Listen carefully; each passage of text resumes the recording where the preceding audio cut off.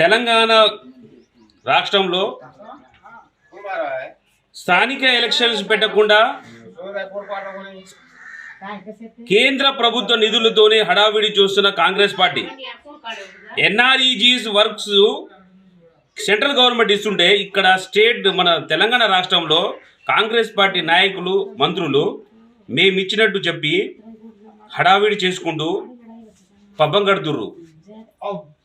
ఇప్పటివరకు 15 నెలలు గడిచినా కానీ స్థానిక ఎలక్షన్ జరపకుండా పబ్బం గడుతున్న మన రేవంత్ రెడ్డి ప్రభుత్వాన్ని హెచ్చరిస్తున్నా, తక్షణమే స్థానిక ఎలక్షన్ జరపాల్సిందిగా కోరుతున్నాం.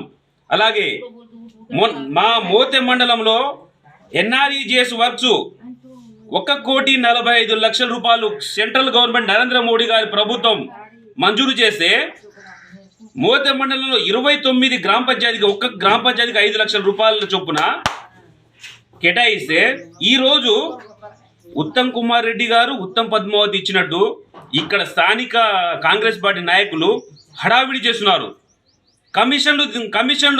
కమిషన్లు తీసుకొని పబ్బం గడుపుతుర్రు.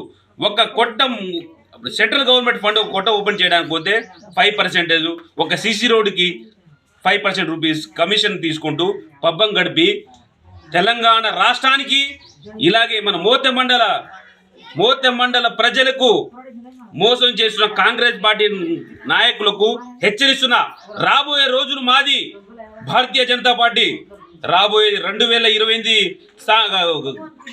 గవర్నమెంట్ మేము ఫామ్ చేస్తున్నాం. హెచ్చరిస్తున్నా, ఈ రోజు మీరున్నారు అధికారంలో, రేపు మేము వస్తున్నాం. ఖబర్దార్ మోతె మండల కాంగ్రెస్ పార్టీ నాయకులకు నేను హెచ్చరిస్తున్నా. ఇదే క్యూ న్యూస్ ఛానల్ తరపున.